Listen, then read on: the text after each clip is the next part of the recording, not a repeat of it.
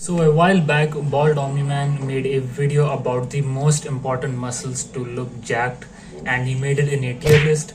There are some things that I agree with, some things that I disagree with, so I decided to make my own tier list here. And starting right off, the most important muscle to look jacked is to just have a good base of overall muscle throughout your entire body. He also mentions this, and I completely agree with him, and I think this deserves to be in a tier in its own. The next most important muscle group to look jacked, which goes in the extremely important tier, are the delts and all three heads here. I don't think it's the most important separate muscle group to look jacked. Every head of the shoulder that you train will actually fill out your t-shirts even more.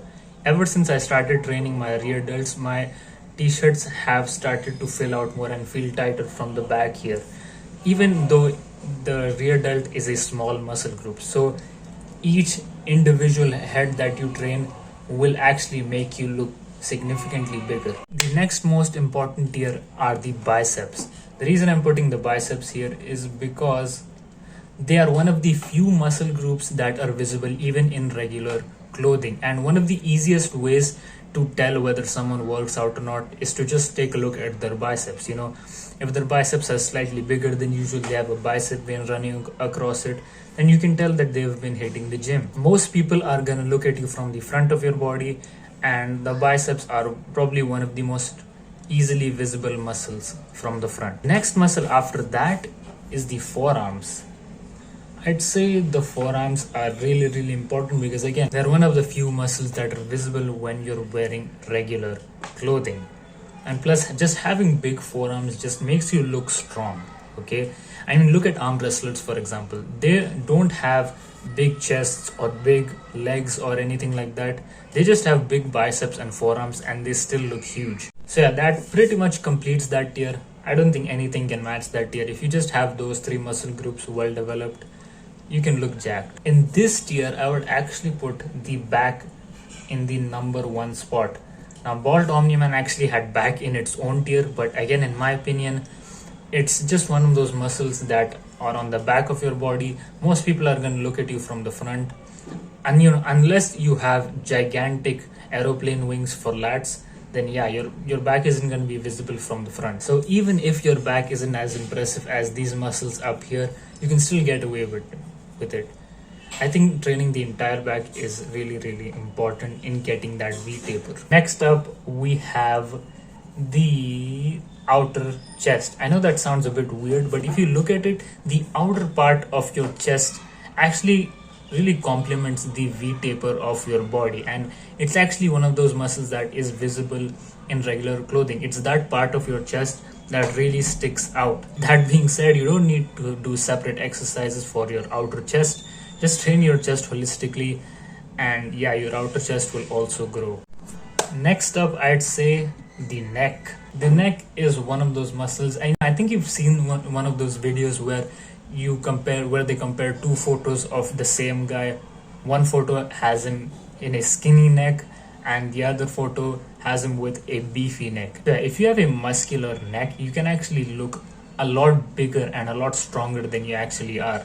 If you're wearing, Bald Omni Man also said this in his video, if you're a really skinny guy but you have a thick neck, people are gonna think that you're at least a lot bigger than you really are. So neck training, in my opinion, is really important, not just for aesthetics but also for functional reasons. I mean, look at NASCAR drivers, for example. They have very thick necks. They train their necks because it actually provides a functional use. Next up, we have the triceps in this tier, and again, even though it makes up majority of your arm, it's a bigger muscle group than the biceps, but it's still not really visible from the front. So I wouldn't rank it as high as the biceps. You know what, actually I might rank it ahead of neck, because I think you can get away with not having a very big neck. But I think triceps are really important, because from the side view, if you have big triceps, then you're gonna look a lot bigger. On to the second last tier, and I'd actually put the chest over here, mainly because I think that you can get away with not having a very big chest. And even if your chest is on the flatter side, it's still fine. That doesn't mean you shouldn't train your chest though. I still think it's pretty important. Next up, I'm gonna put your leg muscles like the quads, glutes, and hamstrings. I think these are pretty important for filling out your jeans or your pants. I think this is really important, not as important as the other muscles up here, because the reason I'm putting quads, hamstrings, and glutes in this tier is because having a more well-developed upper body for males is more important than the lower body in general, unless you're competing in a professional bodybuilding competition. And after that, I'd put the traps. After traps are one of those muscles that you see in the bear mode videos. I don't really think it's that important. I think you can get away with not training them, unless you're on steroids or you have insane trap genetics. They won't really be that prominent, especially through regular clothing. They won't really be that prominent at all. You can get away with not training your traps individually because they are trained in vertical pulls and horizontal pulls and even vertical pushing movements as well. So training your traps, I don't really think it's that important unless you want to get that bear mode look. Now we have abs. Bald Omni Man actually ranked abs like over here really highly in his video. Now don't get me wrong, ab training is still pretty important, especially if you want to have more muscle mass on your core, and plus having strong abs helps you in calisthenics skills and also in powerlifting and weightlifting, things like that. Having a strong core is functionally really important. In my opinion, your core isn't really visible most of the time. These other muscle groups are gonna make you look way more jacked in day-to-day life than your abs. So in my opinion, I think a lot of people, they don't even train their abs but they still have great looking abs. So yeah, I think that these muscle groups are just more important. Finally, we have the calves, but I think a lot of people, they don't even train their calves.